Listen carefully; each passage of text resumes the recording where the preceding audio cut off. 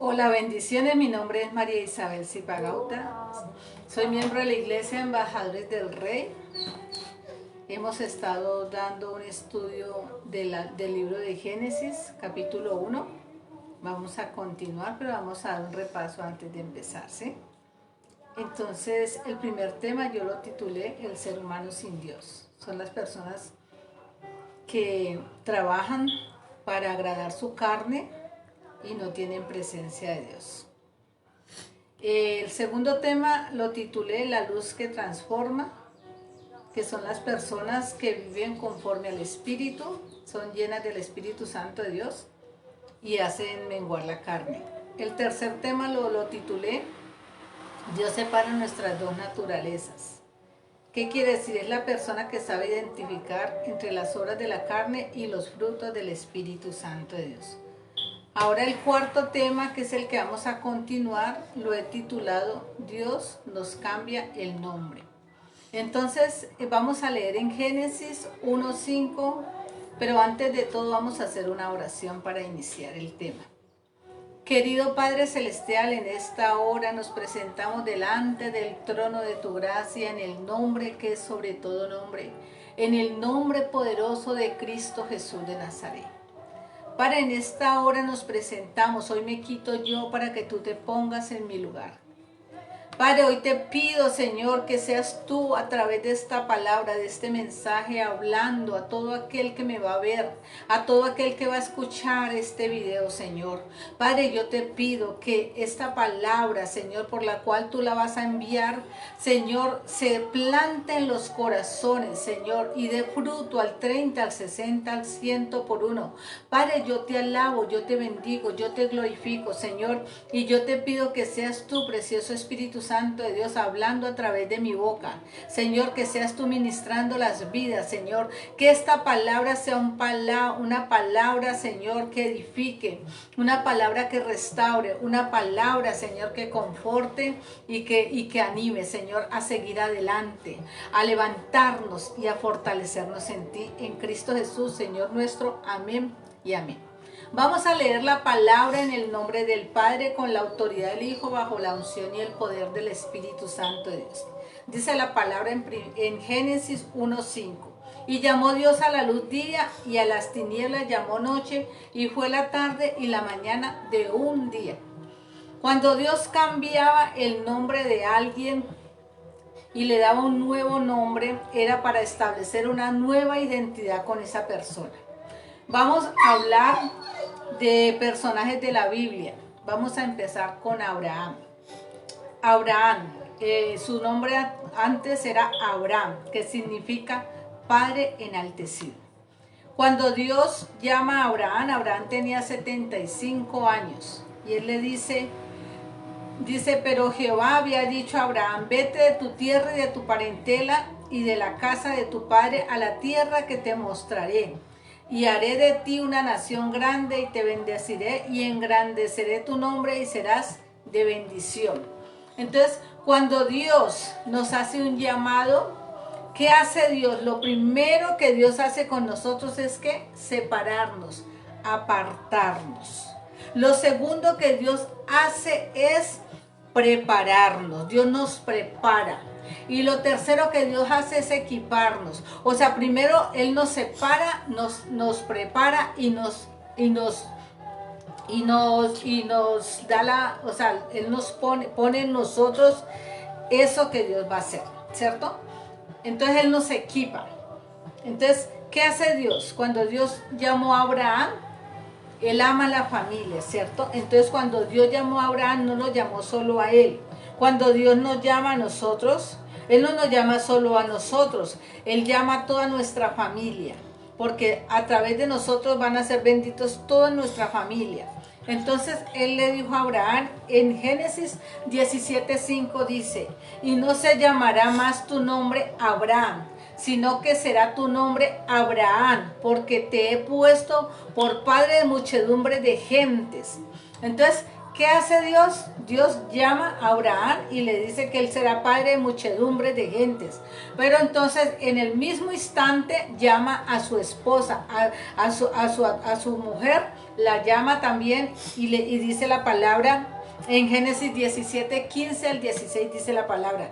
Entonces Dios dijo a Abraham: a Sarai tu mujer no la llamarás más Sarai, sino que Sara será tu nombre, y la bendeciré, y de cierto te daré un hijo por medio de ella. La bendeciré y será madre de naciones, reyes de pueblos vendrán de ella. Madre de naciones, Sara. Sara es madre de naciones. Entonces vemos en el relato bíblico que Dios cumple su promesa, y Dios les prometió un hijo, y Dios permitió que Sara a la edad de sus 90 años tuviera un hijo, después de que ya se le había quitado su menstruación, después de que era una mujer ya anciana, ya era Abraham tenía 99 años y ella tenía 90. Pero cuando Dios les habla y les da la promesa, entonces cuando Abraham cumple 100 años, ahí fue donde nació Isaac, el hijo de la promesa. Entonces, cuando Isaac nació y creció, o sea, el hijo de la promesa, él vino con una promesa, que a través de él iban a ser benditas todas las familias. Entonces, él cumple 40 años cuando conoce a su mujer. Pero mire, Sara era estéril, y ahora Rebeca es estéril. ¿Qué hace Isaac? Isaac tiene que orar a Dios por su mujer para que Dios abra el vientre de Rebeca y ella le pueda dar hijos. Entonces vamos a leer en Génesis 25, 22 al 23, dice la palabra: y los hijos luchaban dentro de ella, y ella dijo: si esto es así, ¿para qué vivo yo? Fue a consultar al Señor, y el Señor le dijo: 2 naciones hay en tu seno, y 2 pueblos se dividirán desde tus entrañas. Un pueblo será más fuerte que el otro, y el mayor servirá al menor. ¿Qué quiere decir esto? Que en el vientre ya habían 2 naciones, y al mismo momento, cuando ellos nacieran, iba a haber una división. Esaú salió primero que Jacob. Entonces, quiere decir que Esaú era el mayor y Jacob era el menor. Entonces, cuando ellos crecieron, uno era labrador del campo y otro habitaba en tiendas. ¿Qué quiere decir esto? Que uno era administrador y el otro era el que trabajaba, el que labraba la tierra. Entonces, una vez vino Esaú y le dijo a Jacob: déjame comer un poco de esta comida rojiza que estoy agotado. O sea, él venía de trabajar agotado, cansado por el sol, por la dura jornada que le había tocado trabajar. Y Jacob estaba comiendo uno de los guisados que preparaba su madre. Entonces él, al ver este guisado, él se antojó y le dijo: déjame comer. Y respondió Jacob: véndeme ahora mismo tu derecho de primogenitura. ¿Qué hizo Esaú? Esaú le dijo: te la doy, pero dame de ese guisado. O sea, yo de todas formas me voy a morir, y yo para qué necesito esa primogenitura. O sea, él vio en poco lo que Dios había puesto en él. Él lo vio en poco, pero Jacob sí lo supo valorar. Jacob sí valoró lo que era un hijo de primogenitura, lo que era la bendición de Dios. Jacob sí supo discernir, sí supo ver qué era lo que Dios Dios les iba a dar. Por eso él peleó por esa promesa.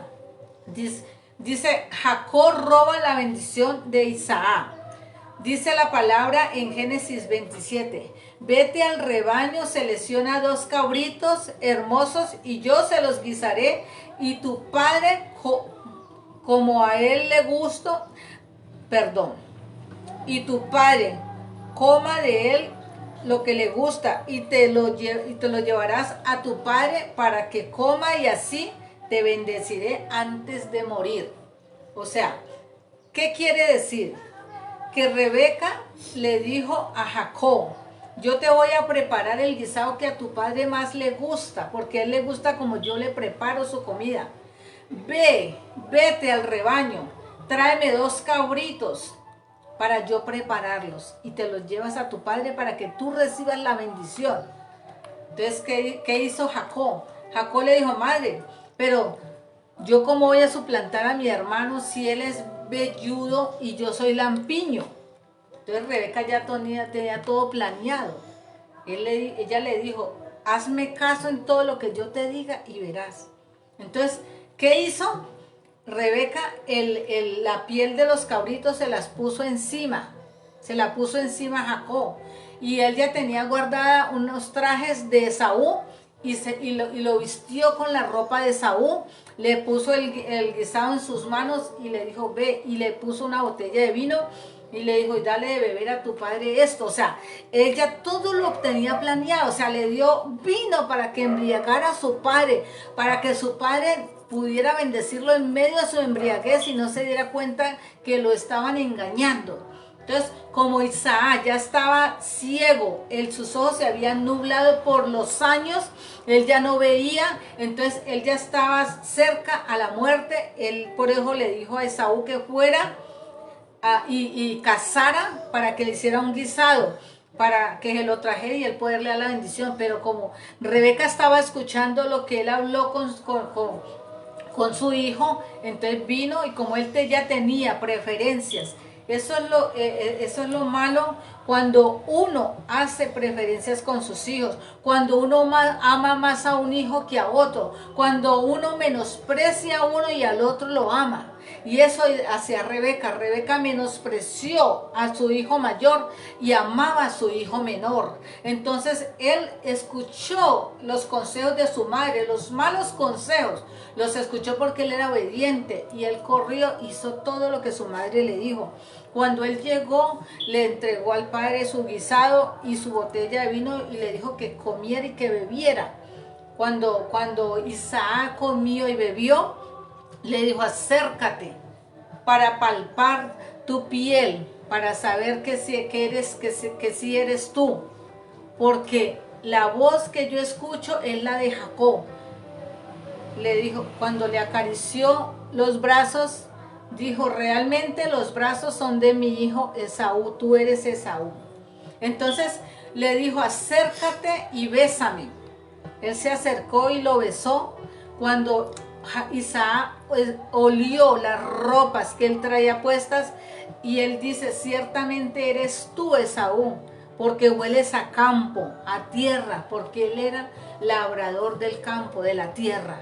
Entonces él lo bendijo.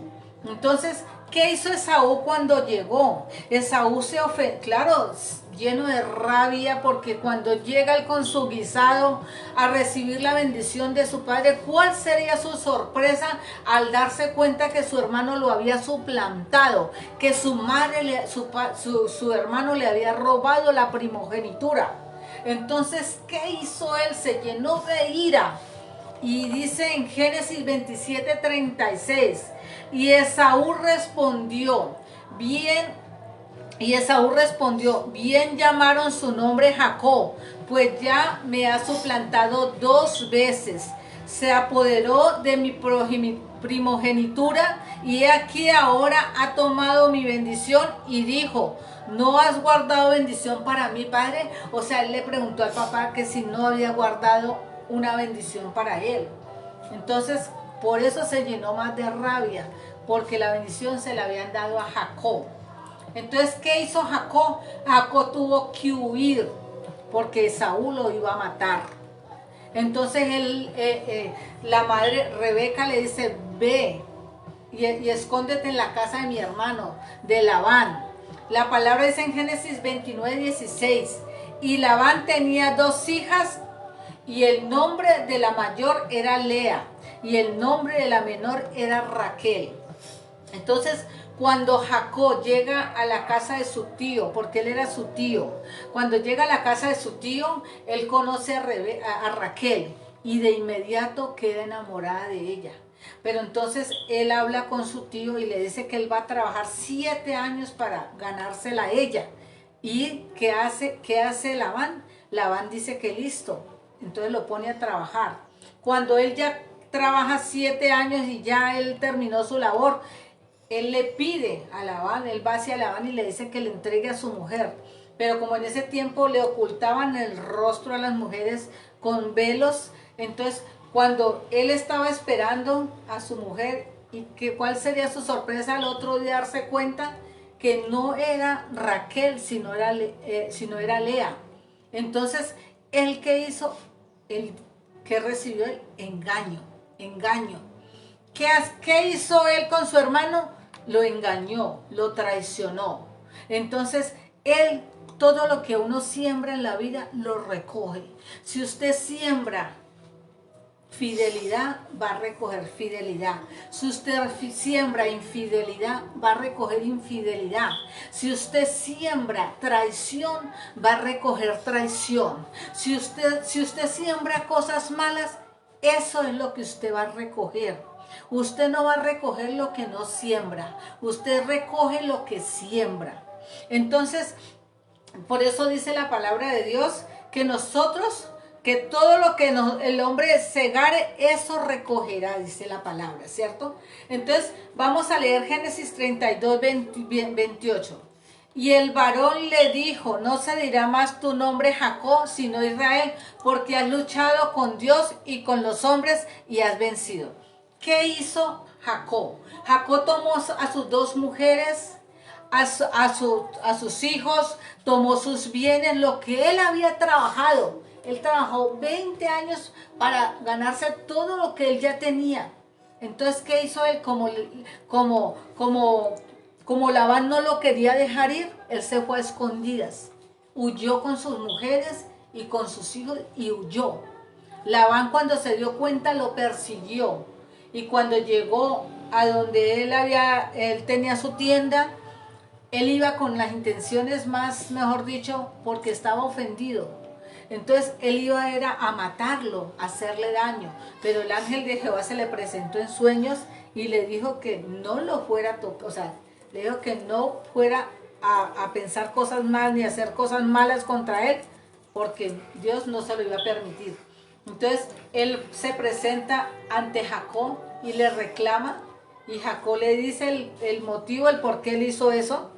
Entonces Labán se va ya, él le da la bendición a sus hijos, a sus hijas, a sus nietos y se va.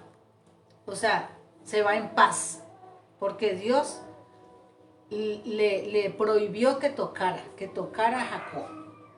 Entonces, en esas cuando él va por el camino, porque él tenía que volver, él dice, vuelve a tu casa y a tu parentela, él tenía que volver.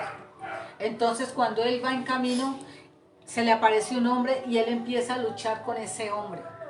Y ese hombre se identificó como el mismo Dios. Por eso es que Jacob, Dios le cambia el nombre por Israel.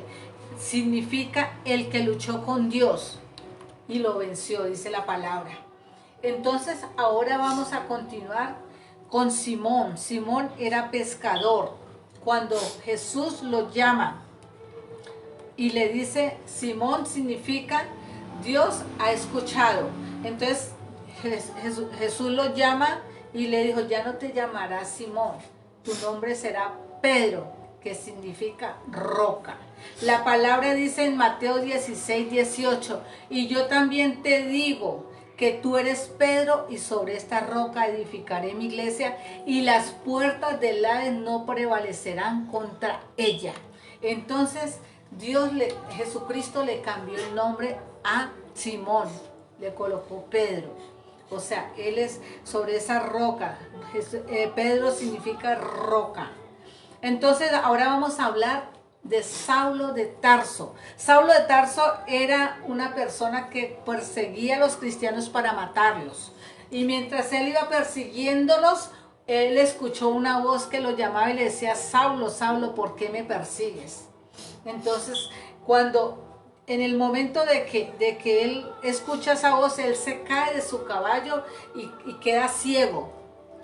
Y él queda confundido. ¿Qué quiere decir eso? ¿Qué quiere decir eso? Que él era un hombre altivo, orgulloso, que él era una persona que era una persona mala, póngame el otro, era una persona que era mala, maquinaba maldad, mataba a los cristianos. ¿Qué significa Saulo? Aquel que ha sido pedido por Dios. Dios ya tenía un propósito en él y lo derribó de su altivez, de su orgullo, y lo separó, lo apartó, y él tuvo un encuentro con Dios, y él, al tener un encuentro con Dios, Dios le cambia el nombre. Dice, luego que Dios lo derribó de su caballo y él tiene un encuentro con Dios, se convierte al cristianismo y Dios le cambia el nombre por Pablo. Pablo significa pequeño hombre humilde. Entonces, cuando Dios tiene un propósito, o sea, muchas veces Dios nos hace el llamado a nosotros. Dios o sea, a través de sus profetas, nos habla, nos muestra cuál es el propósito que tiene en nosotros. Y muchas veces nosotros no sabemos discernir eso, y entonces decimos, Dios me llamó para ser salmista, ser una pastora, para ir a las naciones. Entonces, ¿qué hago? Yo me lleno de emoción, de todo, pero Dios lo primero que hace es apartarnos, separarnos. Después nos prepara y después nos equipa. Dios no nos da las cosas de una así, porque no vamos a saber cómo manejar el ministerio. Dios, cuando nos entrega un ministerio, Dios primero nos prepara, nos equipa y nos envía, para podernos enviar. Entonces, ¿qué es lo que tenemos que hacer nosotros? Esperar en Dios. O sea, todas las personas que fueron llamadas por Dios tuvieron un tiempo, un lazo de tiempo para recibir lo que Dios había establecido en cada uno de ellos. Dios no les lo entregó ahí mismo. Pasaron muchos años para poder que aquellos hombres de Dios recibieran la promesa de Dios. Entonces, muchos de nosotros tenemos el ministerio, tenemos un llamado, pero muchos de nosotros no sabemos esperar en Dios y nos desesperamos y queremos las cosas ya.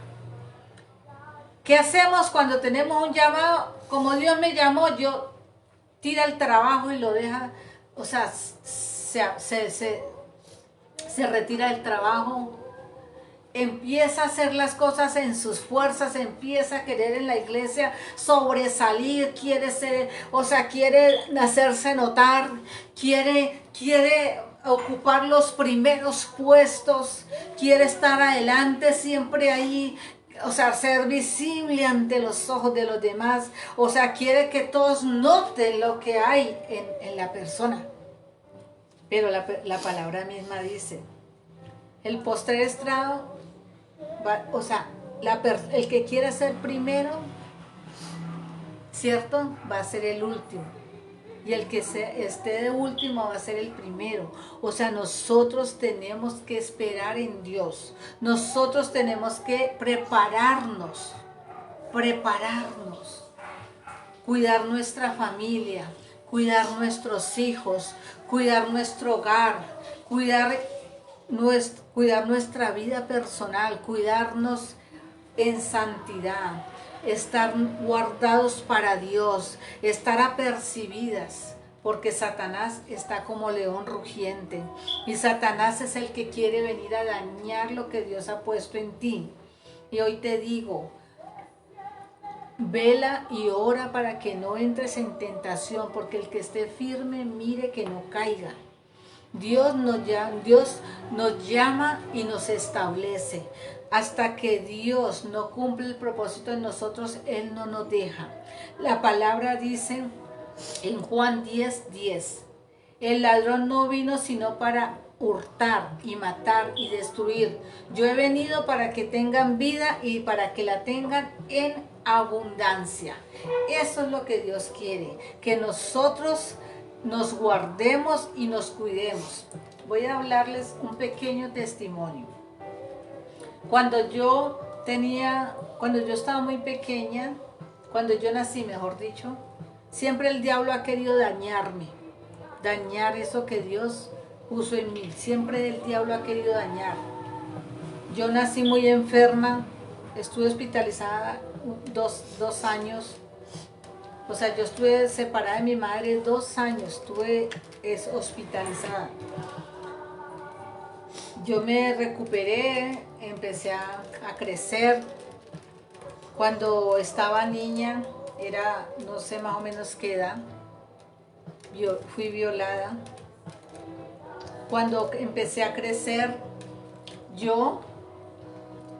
todo eso empezó a dañar lo que había en mí. Y yo empecé a ser rebelde, desobediente. Yo me daba con el que fuera, hombre, mujer. Yo era una mujer que me decían puñalada y media. Yo mantenía una navaja. Y yo si no andaba con esa navaja, yo no salía de mi casa. Mi mamá me las botaba. Mija, ¿por qué anda con eso? Las mujeres de la calle son las que andan con esas armas. Usted es una mujer de su casa. ¿Por qué tiene que andar armada? Eso no le da eso no da buena para que usted ande así. Entonces yo le decía, o sea, yo no entendía lo que mi mamá me decía.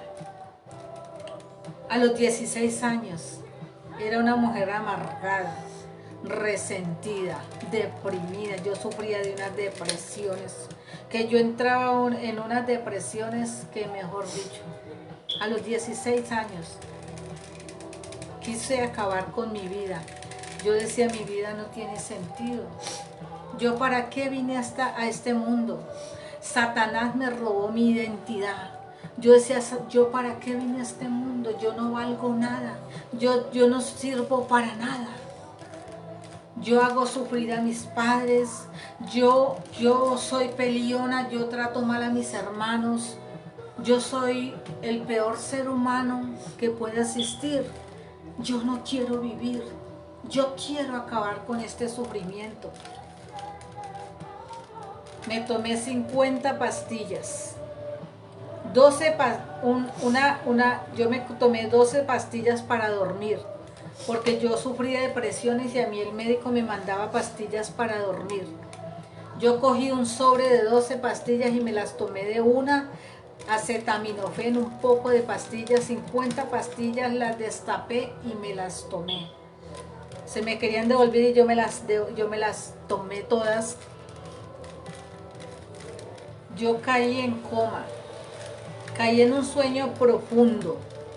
Duré 3 meses en coma, sin saber nada. ¿Qué pasó en esos 3 meses? No supe nada. Cuando desperté, a la primera persona que vi al borde de mi cama fue a mi madre. Mi madre estaba llorando, no sabía qué hacer. Mi madre estaba confundida el por qué yo había tomado esa determinación de acabar con mi vida. Mi madre sufría mucho. Yo hice sufrir demasiado a mi madre por todo lo que hacía, porque yo no sabía que yo le estaba haciendo daño a ella. Yo pensaba que el daño me lo estaba haciendo yo, pero no, porque mi madre me amaba demasiado y yo no entendía. El enemigo tenía un velo en mis ojos que no me dejaba ver que en verdad mi madre me amaba. Yo pensaba que ella me odiaba, porque mi madre fue una mujer dura, una mujer de carácter. Pero si mi madre no hubiera sido así, quién sabe qué hubiera sido de mí. Yo hoy le doy gracias a Dios por esa madre que Dios me permitió tener, porque mi madre está en el cielo en este momento. Ella partió con Cristo Jesús. A través de mi madre fue que yo conocí de Dios. Entonces yo le doy gracias a Dios por esa madre que Dios puso en mi camino, porque si no hubiera sido por ella, por sus ejemplos, por su disciplina, yo tal vez no estaría aquí parada. Quién sabe qué hubiera sido de mí o ya no estuviera viva, porque mi madre, sus consejos, su corrección, todo hizo que yo enderezara mis pasos.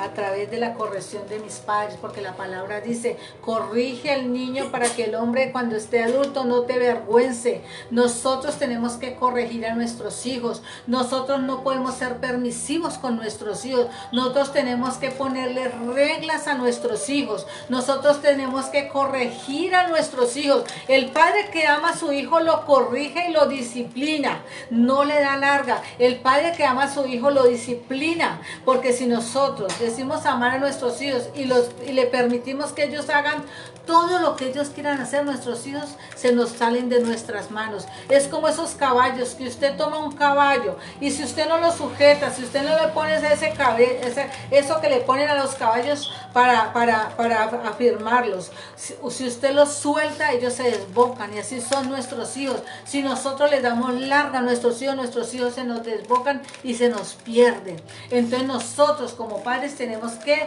ser esos padres que corrigen. Miren, Saúl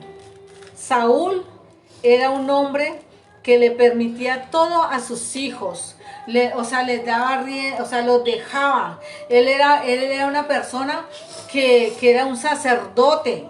Y él no estorbaba a sus hijos. Él dejaba que sus hijos hicieran todo lo que ellos quisieran hacer.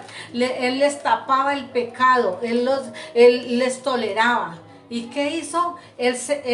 Sus hijos se murieron y él también se murió con sus hijos. ¿Por qué? Porque él fue un hombre permisivo, un hombre que aceptó el pecado de sus hijos y no los estorbó. Nosotros tenemos que estorbarle el pecado a nuestros hijos. Nosotros no podemos tolerar el pecado. Nosotros como esas mujeres esforzadas y valientes, como esas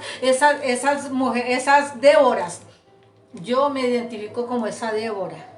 ¿A dónde están esas guerreras, esas Déboras, esas mujeres esforzadas y valientes que se levantan y pelean por sus hijos, que se levantan y pelean por su casa, que se levantan y pelean por sus finanzas, que se levantan y pelean por sus esposos, que se levantan y pelean por su familia? ¿Dónde están esas Déboras esforzadas y valientes, esas guerreras que se paran firmes y le dicen a Satanás, no, Satanás, tú no vas a tocar mis bienes, tú no vas a tocar mi herencia, tú no vas a tocar mis finanzas, tú no vas a tocar porque Jesucristo ya te venció en la cruz del Calvario. Jesucristo te venció y Jesucristo nos entregó las llaves del Hades y de la muerte. Jesucristo nos entregó la autoridad en nuestras manos. Él puso toda autoridad para que esas Déboras se levanten, esas mujeres, esas guerreras de Dios se levanten y peleen por su casa, peleen por sus hijos y peleen por esa bendición y no permitan que el enemigo coja ventaja.